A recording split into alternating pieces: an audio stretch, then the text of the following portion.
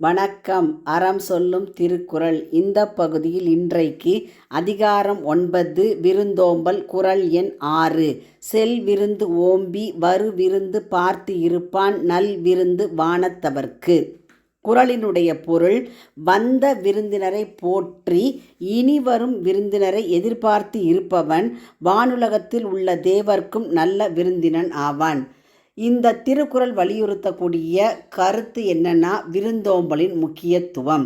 அதாவது விருந்தினரை எப்படி உபசரித்து வழி அனுப்பணும், அதுக்கு அடுத்து வரக்கூடிய விருந்தினரை எப்படி எதிர்நோக்கி பார்த்துருக்கணும்.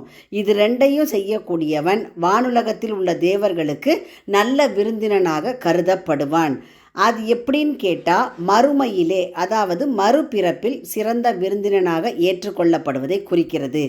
இதில் செல் விருந்து ஓம்பி, செல் விருந்துனா வந்த விருந்தினரை பேணி, ஓம்பினா பேணி உபசரித்து அனுப்புதல்.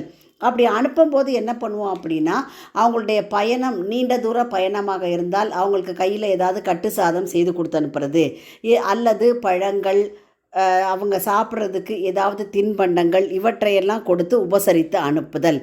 அடுத்து வரு விருந்து பார்த்திருப்பான், அடுத்து வரக்கூடிய விருந்தினரை ஆவலுடன் எதிர்பார்த்து இருத்தல். இவங்க போனதுக்கப்புறம் அப்பாடா எல்லாம் முடிஞ்சு போச்சு அப்படின்னு சொல்லி இருக்காம, அடுத்து வரக்கூடிய விருந்தினரை ஆவலோடு எதிர்பார்த்து காத்திருத்தல். நல் விருந்து வானத்தவர்க்கு. இவ்வாறு விருந்தோம்பக்கூடியவன் மறுமையிலே தேவர்களுக்கு நல்ல விருந்தினனாக ஆவான். வானத்தவர், வானத்தவர்னா தேவர்கள். சுருக்கமாக சொன்னோன்னா, விருந்தோம்பலில் தொடர்ச்சியான ஈடுபாடும் அடுத்த விருந்தினரையும் வரவேற்கும் மனப்பான்மையும் கொண்டவர்கள் இவ்வுலகிலும் மறுமையிலும் போற்றப்படுவார்கள் அப்படிங்கிறது தான் இதன் பொருள். அப்போ வீட்டுக்கு வந்துட்டு போகிற விருந்தினர்கிட்ட அவங்களுக்கு ஏதாவது பொருளை கொடுத்து அனுப்பி அடுத்த விருந்தை எதிர்பார்த்து காத்திருத்தல் வேண்டும் என்று சொல்லுகிறார் வள்ளுவர். இதையே அகநானூற்றில் செல் விருந்து ஆற்றி, செல் விருந்துனா வந்த அவங்கள போற்றி பாதுகாத்து அடுத்த விருந்தை எதிர்நோக்கி காத்திருத்தல் வேண்டும். சிலப்பதிகாரமோ வரு விருந்து ஓம்பி மனையறம் முட்டா பெருமனை கிழத்தியார்.